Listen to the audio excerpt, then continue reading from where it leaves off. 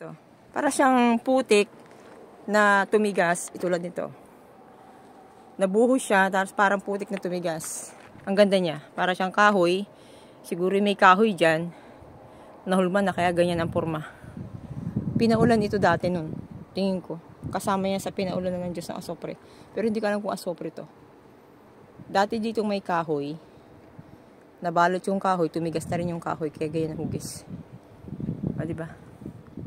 Kakaiba.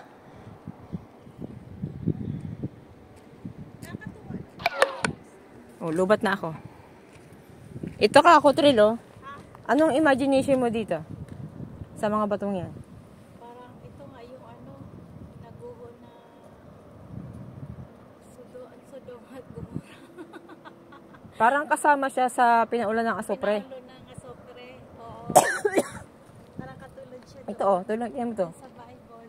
Para siyang puno na nabuhusan ng putik, tumigas na, kaya pumurong ganyan. Siya, naulanan siya ng asopre, kaya naging, siya, parang nasunog ba? At saka tinan mo, may mga itim siya. May mga itim, sunog. Sobrang dekada na.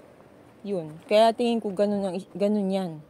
Oo. Hindi natin alam kung yung dagat ay buhay na bulkan yan. O dito may buhay na bulkan. Namatay na. Pero ang bato buhay. May tubig ito. Grabe ang lawak ng dagat. Siguro dagat yata. Binuhusan lang. May ibabaw pala ang David. Ano yung ibabaw na yan? Park? Ito, parang yan eh. Tumigas na. Hinipon nila yung asin. Dire-diretso na papunta. Yan ang bundok ng Jordan. Ha? Bundok ng Jordan. Saan yan? Yung bundok na yan. Sa Jordan na yan. Tara, akit tayo dun. Para makarating sa tuktok.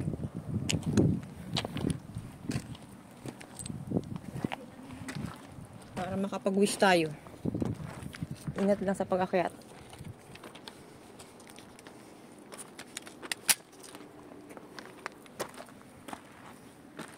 Ganda ng bundok na ito. Dapat nilalagyan nila zipline. Zipline. Parang katulad sa Mount Hermon. Sa Korea kasi ganito. Diyan ba ang daan? May pintura? At parang iba ang daan bulusok. Tulad dito. Sinimento. Simentado talaga ang pagkabuhos. Baka doon sa